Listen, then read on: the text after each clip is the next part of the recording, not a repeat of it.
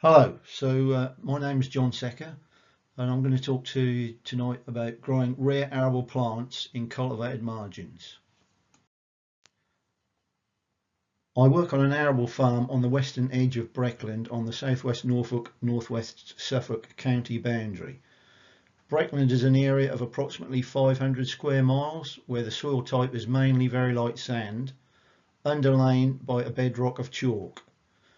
The chalk outcrops on the western edge of Breckland, so our soil type on the farm is mainly chalky loam, which becomes sandier as the chalk dips beneath the sand to the east. The farm first went into a stewardship scheme in 2012, and one of the options chosen was cultivated margins and plots. Why cultivated margins? Arable plants are the fastest declining suite of plants in the UK today. Cultivation of land to grow crops has in the past encouraged their proliferation. However, with the advent of herbicides, which have become ever more efficient, and the use of artificial fertilisers, which result in arable weeds being outcompeted by vigorous crops, the seed bank is becoming extremely low. This has a detrimental effect on other wildlife. Many invertebrates depend on these plants as hosts and sources of nectar and pollen. Many species of farmland birds feed their chicks on these invertebrates and rely on the seed for food in the winter. To help redress the balance, cultivated margins or plots can be established on the farm as an option within a stewardship scheme. Margins are usually 6-metre strips around the edges of fields. The edge of the field is preferred as this is likely to be where the seed bank will be at its best, and likely to be the least productive and therefore least profitable part of the field to farm. Plots can be part of a field or possibly even a whole field. The aim is to encourage the growth of annual arable plants by disturbing the soil once a year at an appropriate time to encourage their germination. Cultivated margins work best on lighter soils where the fertility is lower. On these soils, any residual fertility from intensive farming soon begins to drop away, and for the same reason, cultivated margins are best suited to being non-rotational. It is important to stress that nothing is sown. You are totally reliant on the existing seed bank, which under the correct management will naturally build up over time. That build-up will never happen in a margin sown with perennial wildflowers because the perennials will just outcompete the annuals. So what are rare arable plants? Annual arable plants are just plants that need ground disturbance, creating bare ground, which allows them to germinate and develop without competition from the more vigorous perennials. Many of these plants are in fact non-natives, having been brought to these shores as man migrated across Europe from Asia, bringing with him farming, cultivation for crops, and therefore the weeds that went with the crops. Some of these plants we now regard as weeds were in fact originally grown for food. By definition, a weed is a plant growing where we humans don't want it. So in a cultivated margin where we are encouraging them to grow, annual plant is a more appropriate term. So management of cultivated margins is largely a question of timing and preparation method. With timing, the prescription given is to establish a fine, firm seed bed similar to one you would prepare for spring barley in late winter, early spring, February, March, or autumn, September, October, November. Being farmers, we thought the logical optimum time for preparation would be when the soil had warmed up in spring or before it cooled down in autumn. We very soon learned that it was not that simple. The margins prepared in spring were overrun with fat hen, almost smothering out everything else, partly because we were preparing the seed bed at an optimal time for fat hen to germinate, but also because fat hen prefers fertile conditions in which to grow, and fertility was still high following many years of intensive farming. Annual mercury and weed beat were also a problem. Autumn prepared margins were found to have some barren brome present, so we changed our establishment dates to early February or late October, and the result was quite dramatic. Species which we had never seen before or seen in very low numbers began to proliferate. Fat hen was now present at acceptable levels. It provides seeds for birds in winter and also, particularly in Breckland, is a food plant for the rare brush-thighed seed-eater beetle. Annual mercury, which is a very difficult weed to control in sugar beet, was also at acceptable levels. It is much favoured by linnets and greenfinches as a seed source. So there's two different methods of preparation that we can use. We can either plough or we can cultivate. Advice on how to prepare the seedbed was either to plough, which turns the soil over and buries the topsoil each year, or to cultivate, which merely disturbs the top layer. We opted to plough and harrow the soil down to a suitable tilth. This turned out to be far and away the best method. By inverting the soil every year, you are starting with a clean seedbed and burying any undesirable perennials. The perennials will eventually find a way through, but later than if they start the season sitting on the surface. Also, 90% of barren brome seed, if buried, will rot away. We have no problems with barren brome in ploughed margins, but it can totally dominate margins prepared by cultivation only. And if we look at the slides, we've got a margin that had been ploughed annually for 12 years. It's full of good plants, whereas the same margin in the right hand slide, after just 1 year of cultivation, is full of problem weeds, particularly mugwort, sterile brome and a few thistles. So we find the only effective way to deal with perennials is to spray with glyphosate. This is only necessary when perennials begin to dominate a margin. Spraying at the end of the growing season, by which time the annuals have set seed but the perennials are still in active growth, seems to work well. Late September seems to be an ideal time to spray. We would rather not use spray in a margin, but it seems to be the only way to control nuisance perennials. So, as I've already mentioned, cultivated margins work best in conditions of low fertility. So it is important to try to avoid applications of artificial fertilisers to neighbouring crops overlapping onto margins. As you can see in the pictures, overlap can result in vigorous growth of species which prefer high nutrient levels, such as fat hen, which will smother out everything else.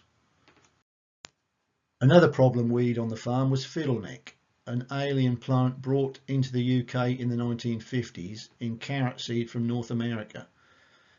It can also dominate a margin and appears to have no benefits other than as a possible nectar source for some insects. We were ploughing the 6 metre margins and then harrowing with a 4 metre harrow, which meant the centre 2 metres was being covered twice. And we noticed that often the fiddleneck was only growing in the centre 2 metres where the seedbed was finer and more compacted. So we took the decision to use a 3 metre harrow, which didn't break the soil down so finely, nor overlap the centre 2 metres. And we found that the fiddleneck was almost totally eliminated on all but the sandiest of soils. On these margins, we found the only way to deal with fiddleneck was to plough and do no follow-up cultivations, so you've got a very loose seedbed. Where we did get a problem with fiddleneck, the only way we found to deal with that was to mow it, and we finished up with quite good results from that. So you can see on the slide that the fiddleneck has been replaced by a big population of field forget-me-not. So then we come to the best bit, the plants that benefit from these cultivated margins. Many of the margins on the farm have 50 to 60 different species of arable plants in them, and we have recorded around 100 different species of arable flowering plant on the farm, some of which are nationally scarce. Some of the more interesting are common fumitory, prickly poppy, rough poppy, night flowering catchfly, dwarf spurge, flicksweed, Venus's looking glass, and then we have 2 nationally scarce species, dense flowered fumitory and fine leaf fumitory, and a species of conservation concern, corn gromwell. So now every year the margins are full of ever-changing colour right from late March through to early October. We can see on the slide middle of April we've got a margin there full of common field speedwell, and then moving on to the next slide there's common fumitory there, and the yellow one is charlock, and the little blue ones in there are common field speedwell.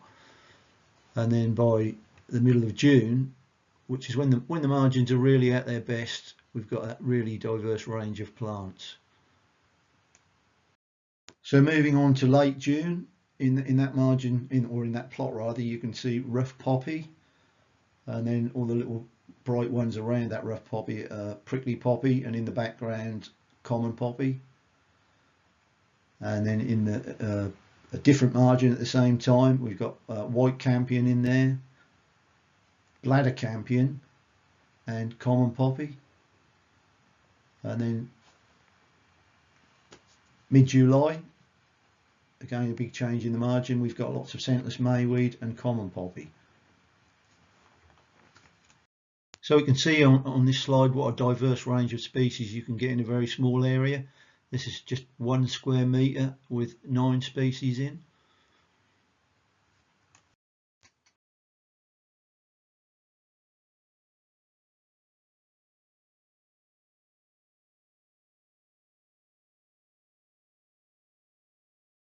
So many invertebrates also benefit from the diverse range of plants in the margins.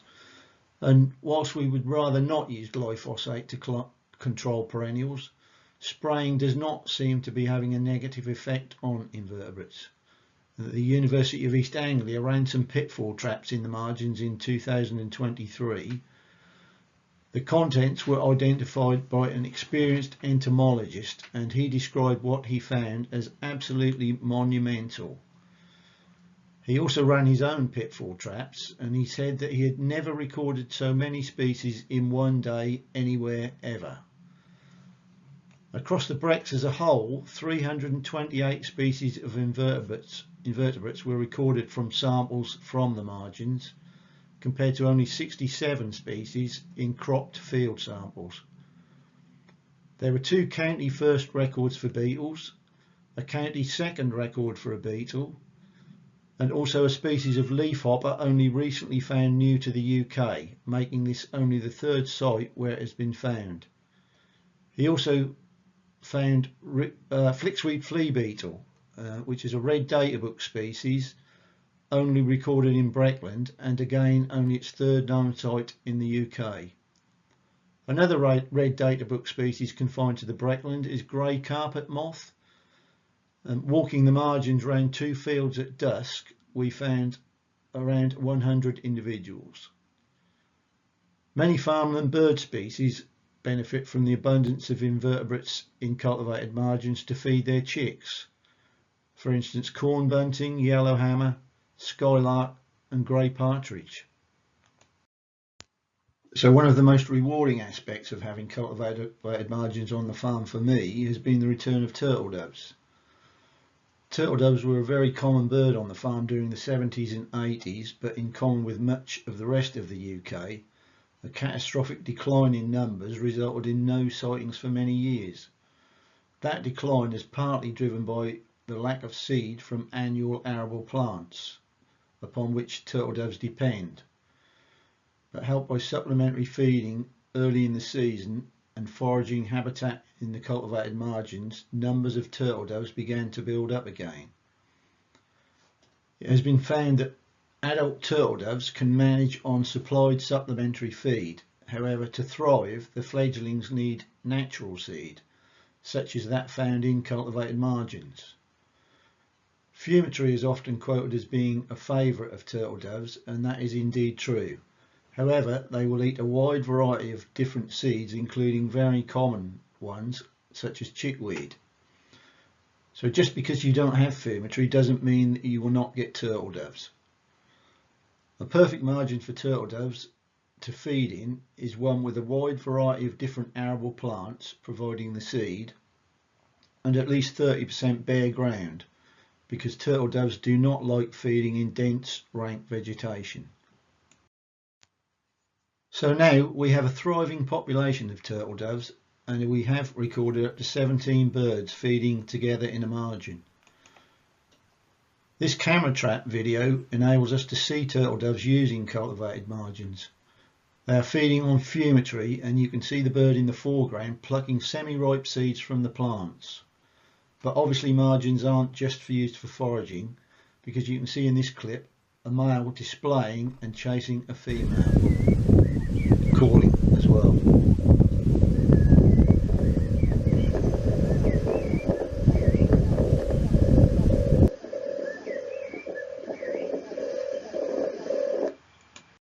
Yeah, so I'd just like to mention that the farm is a member of the Breckland Farmers Wildlife Network, a group of 60 farms managing around 55,000 hectares of land, and currently in the development phase of a landscape recovery project. One of the key aims of the group is to make the margins even more effective by creating a network right across Breckland, linking up individual farms, areas of grass heath and nature reserves. There are currently approximately 600 miles of cultivated margins in the Breckland area, plus plots and whole field options. So just to sum up, all in all, I think there is no better way to increase biodiversity on an arable farm than cultivated margins.